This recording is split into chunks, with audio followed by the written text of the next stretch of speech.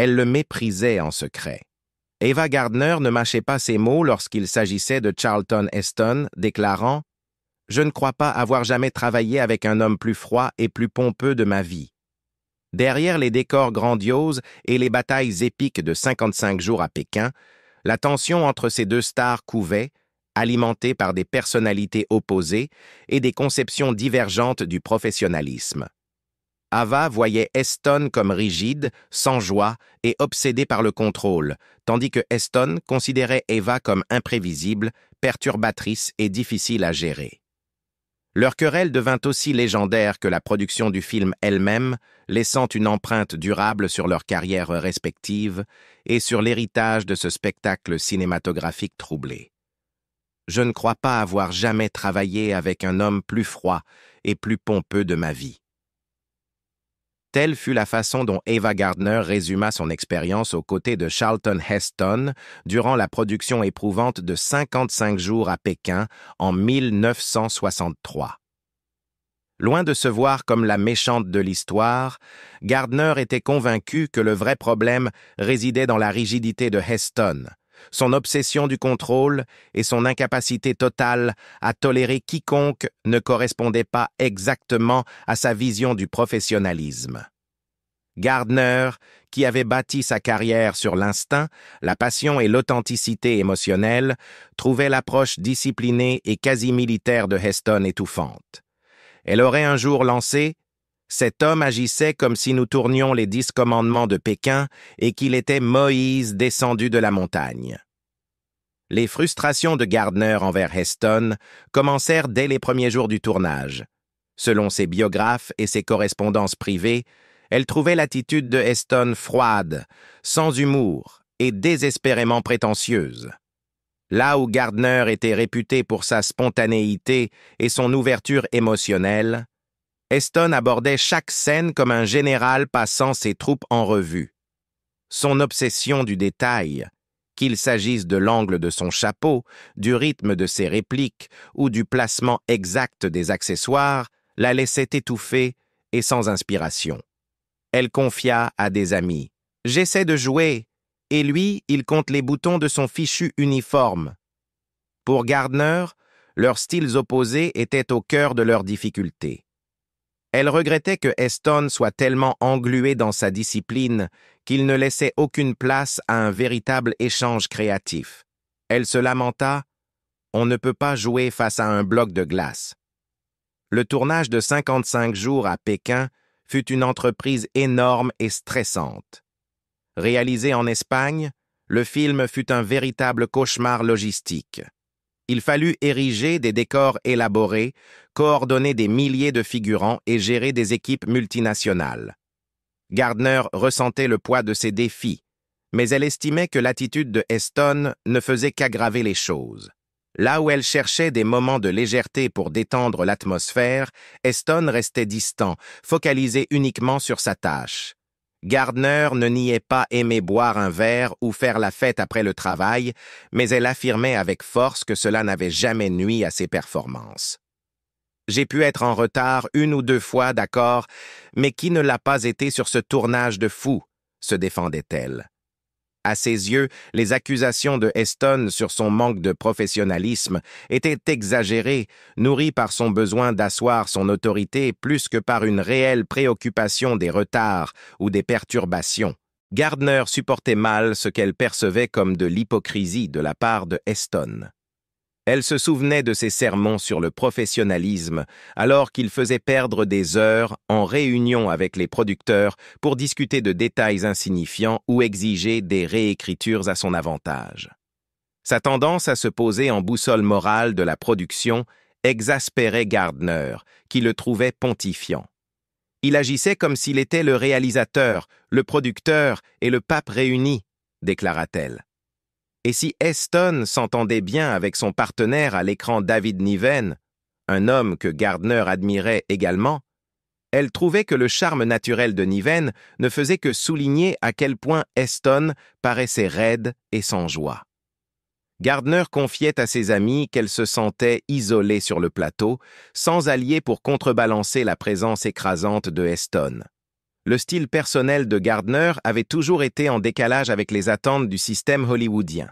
Farouchement indépendante, elle refusait de se laisser dompter par les réalisateurs, les producteurs ou ses partenaires de jeu. Ses amours, ses soirées arrosées, ses escapades nocturnes, tout cela faisait partie d'elle, et elle ne s'en excusait pas.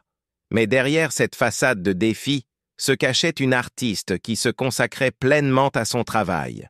Gardner se voyait comme une femme qui donnait tout devant la caméra, même si elle refusait de se plier aux règles en dehors du plateau. Elle pensait que ses conflits avec Heston n'étaient pas dus à un manque de professionnalisme, mais à son incapacité à accepter une femme forte qui refusait de se soumettre à sa vision rigide des choses.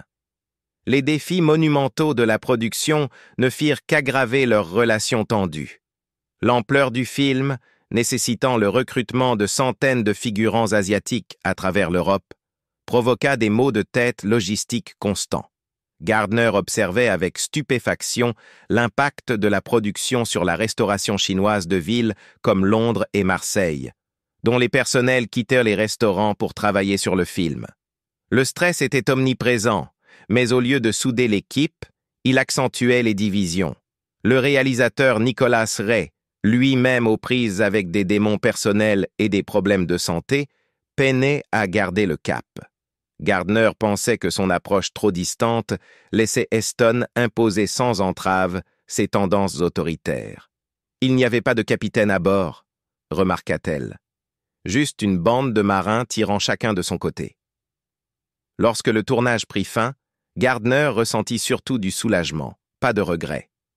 Son dernier souvenir de Heston ne fut pas celui d'un partenaire respecté, mais d'un homme avec lequel elle espérait ne jamais retravailler. Pourtant, aussi peu qu'elle l'appréciait, elle ne pouvait nier qu'il était professionnel à sa manière, simplement pas d'une manière compatible avec son esprit. La tension entre eux devint une légende hollywoodienne, citée dans des ouvrages et des interviews comme l'un des duos les plus mal assortis de l'époque. 10 ans plus tard, lorsque le destin les réunit à nouveau pour Tremblement de terre en 1974, Gardner aborda le projet avec prudence. Elle n'en attendait pas une amitié, juste une trêve. Avec le temps et l'expérience, les angles s'étaient quelque peu arrondis. Le style de production des années 1970 était plus souple, et Tremblement de terre était un film choral, avec moins de pression sur leur duo. Gardner garda ses distances, se concentrant sur son jeu et laissant Heston jouer au héros sans interférer. En privé, elle constata qu'il paraissait plus fatigué, moins enclin à jouer au gendarme moral du plateau.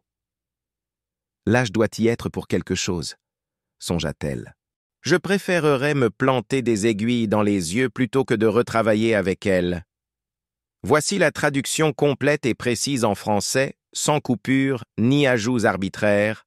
Charlton Heston, de son côté, ne fit aucun effort pour dissimuler sa désillusion à l'égard d'Ava Gardner durant le tournage de 55 jours à Pékin. Dans son autobiographie In the Arena, Heston écrivit sans détour « Je préférerais me planter des aiguilles dans les yeux plutôt que de retravailler avec elle. » Heston, réputé pour sa discipline et son respect du métier, trouvait le comportement de Gardner intolérable. Il la décrivit comme une tyran sur le plateau, une force qui perturbait la production et épuisait la patience des acteurs comme de l'équipe technique. Gardner, icône célébrée du grand écran, se présentait, dit-on, en retard aux prises, luttait contre ses problèmes d'alcool et se heurtait régulièrement à ses collègues, compliquant encore davantage un tournage déjà difficile.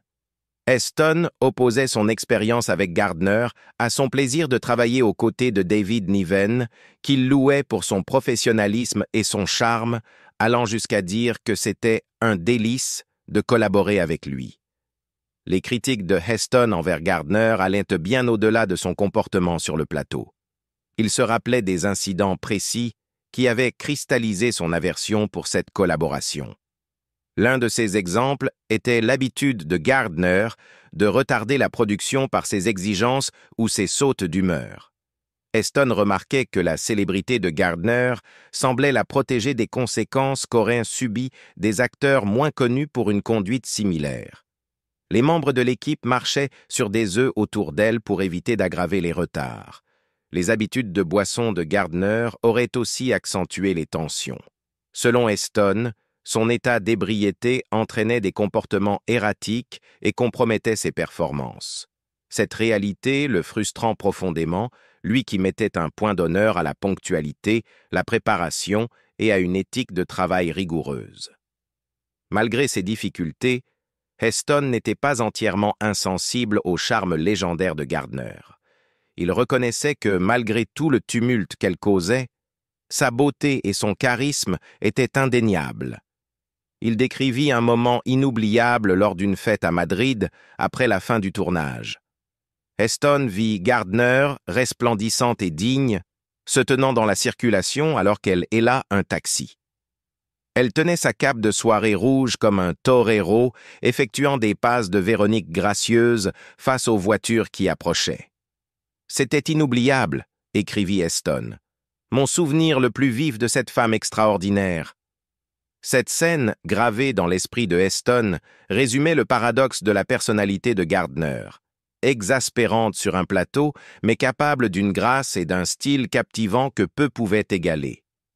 Lorsqu'ils furent à nouveau choisis ensemble pour Tremblement de terre, Heston aborda le projet avec prudence. Les souvenirs de 55 jours à Pékin restaient vifs, mais il espérait que le temps écoulé aurait apaisé les tensions. À son grand soulagement, les frictions qui avaient autrefois défini leur relation professionnelle semblaient s'être atténuées. La nature chorale de Tremblement de terre et la forte présence des effets spéciaux et du spectaculaire limitaient les interactions directes entre Heston et Gardner.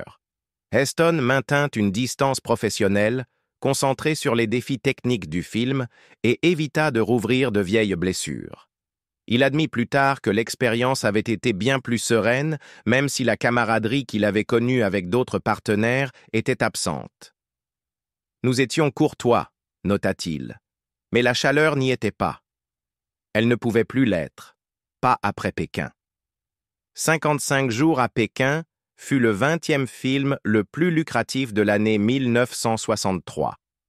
Au-delà de la querelle largement médiatisée entre Charlton Heston et Ava Gardner, 55 jours à Pékin a su se forger sa propre place dans l'histoire comme un exemple monumental du cinéma épique du milieu du XXe siècle.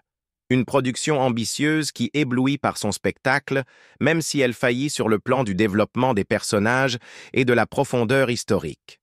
Le film, qui se déroule sur fond de révolte des boxeurs dans la Chine de 1900, réunit quelques-unes des plus grandes vedettes de l'époque, Heston, Gardner et David Niven, et fut dirigé par Nicholas Ray jusqu'à ce que des problèmes de santé l'obligent à quitter le tournage prématurément. En dépit des tensions sur le plateau et des tumultes en coulisses, le film achevé marqua les esprits du public comme de la critique, tant par sa splendeur visuelle que par son statut de l'un des derniers grands spectacles internationaux qui dominaient le cinéma des années 1950 et du début des années 1960. La critique de l'époque refléta avec une grande clarté les forces et les faiblesses du film. Bosley Crowther du New York Times résuma le sentiment général des critiques en décrivant 55 jours à Pékin comme une œuvre d'action parfois palpitante et entraînante qui devrait tenir les spectateurs en haleine, même si leur intellect reste confus. Il loua le spectacle et le rythme du film tout en déplorant le manque de profondeur des personnages et d'assises historiques, affirmant que les protagonistes avaient autant de profondeur que des figures occidentales et orientales sur une tapisserie chinoise. Sa critique mettait en lumière un reproche central qui poursuivrait le film au fil des décennies: offrir de l'action haletante et des images époustouflantes sans véritablement éclairer les événements historiques complexes qu'il mettait en scène. Jen Arnell de Variety partageait cet avis, saluant les décors et la photographie de Jack Hildyard, mais regrettant que les personnages ne reflètent pas l'intensité de la lutte. De même, Philip K. Scheuer du Los Angeles Times vantait la magnificence des couleurs du film, établissant des parallèles flatteurs avec l'épopée précédente de Bronstone, le Cid, tout en reconnaissant que les personnages n'étaient guère plus que des stéréotypes pris dans un mélodrame. Malgré ses critiques sur le plan narratif et des personnages, les réalisations visuelles du film furent largement saluées. Le Time Magazine qualifia 55 jours à Pékin de picturalement magnifique, mettant en avant des moments tels que un soleil orange se levant sur les pics de la cité interdite et le climax explosif autour de l'arsenal impérial. Le critique souligna qu'alors que le véritable siège avait duré 55 jours éprouvants, le public pouvait se réjouir d'y assister en seulement 2 heures et demie. Dorothy Masters du New York Daily News se montra parmi les plus généreuses, attribuant 4 étoiles au film et le louant comme un drame puissant d'intérêt mondial, avec une rare intégrité au milieu du spectacle. Même ceux qui restaient critiques du contenu dramatique du film s'accordaient à dire qu'il tenait ses promesses en matière de grandeur visuelle. Les résultats au box-office racontaient toutefois une histoire plus nuancée. Avec un budget de production ayant atteint la somme alors colossale de 10 millions de dollars, 55 jours à Pékin devait être un immense succès pour rentabiliser son investissement. Aux États-Unis, il fut considéré comme un échec commercial. Bien qu'il ait rapporté 10 millions de dollars en recettes brutes, seuls 5 millions furent perçus en location théâtrale, à peine de quoi couvrir les coûts, bien en deçà des attentes. Il se classa au 20e rang des films les plus rentables de 1963, un résultat honorable sur le papier mais insuffisant pour compenser ses dépenses de production. En revanche, le film connut un bien meilleur accueil à l'international, où les spectateurs furent plus attirés par son spectacle et son casting international. Bien que les chiffres précis des recettes étrangères soient rares, il est largement reconnu que les revenus mondiaux permirent d'amortir l'impact de ces résultats décevants aux États-Unis. Malgré cet accueil mitigé et ses difficultés financières sur le marché américain, 55 jours à Pékin obtint une reconnaissance de l'Académie. La musique du film fut nommée 2 fois aux Oscars en 1964. Dimitri Tiomkin et Paul Francis Webster furent en lice pour la meilleure chanson originale avec So Little Time. Et Tiomkin obtint aussi une nomination pour la meilleure partition substantiellement originale. Bien qu'il ne remportât aucun prix, ces nominations mirent en lumière les points forts du film au-delà de ses décors somptueux, notamment son accompagnement musical évocateur qui sublimait ses images grandioses. L'héritage du film reste également lié à une phrase entrée dans le folklore populaire. 55 jours à Pékin contiendrait la première occurrence connue de l'expression « Laissez la Chine dormir, car lorsque la Chine s'éveillera, le monde tremblera ». Bien qu'attribuée à tort à Napoléon Bonaparte, cette phrase est née du scénario de Bernard Gordon et non d'une quelconque source historique ou roman ultérieur. À l'image du film lui-même, cette phrase reflète une vision romancée et simplifiée d'une histoire complexe, une vision qui perdure dans la culture populaire tout en déformant la véritable complexité de la révolte des Boxers et de l'émergence moderne de la Chine. La production demeure un témoignage de l'ambition et des excès du cinéma épique de l'époque. Tourné en Espagne plutôt qu'en Chine, le film transforma 70 hectares de champs d'orge près de Madrid en un fac-similé du Pékin de 1900 avec canaux, hauts murs et reconstitutions élaborées du quartier des légations et de la cité interdite. Des milliers de figurants d'apparence asiatique furent recrutés à travers l'Europe, dont des employés de restaurants et de blanchisseries pour peupler ces décors gigantesques. Les aquarelles évocatrices de Dong Kingman encadraient le film, ajoutant une touche artistique qui renforçait sa splendeur visuelle. Les décors étaient si étendus que, selon Charlton Heston, seule une fraction fut réellement utilisée à l'écran, le reste ayant surtout servi à impressionner les dignitaires en visite ou à accentuer le sentiment de démesure. Nicholas Ray, initialement chargé de diriger cette entreprise colossale, était connu pour ses films intimistes et centrés sur les personnages, et non pour des fresques de cette ampleur. Lorsque ses problèmes de santé le contraignirent à abandonner le projet à mi-parcours, la réalisation fut achevée par Andrew Marton et Guy Green, qui se concentrèrent respectivement sur les scènes d'action et celles axées sur les personnages. Cette approche fragmentée contribua à l'aspect inégal du film, un mélange de scènes spectaculaires et de drames personnels sous-exploités qui laissa bien des critiques et des spectateurs sur leur faim en termes de profondeur humaine. Les personnages et les dialogues furent la cible des critiques contemporaines et modernes. Le scénario, inachevé au début du tournage, fut souvent bricolé à la dernière minute. Les acteurs recevaient parfois leurs répliques sur des bouts de papier quelques heures avant le tournage et l'improvisation était courante. Même des stars aguerries comme David Niven et Charlton Heston créaient des dialogues sur le vif simplement pour faire avancer la production.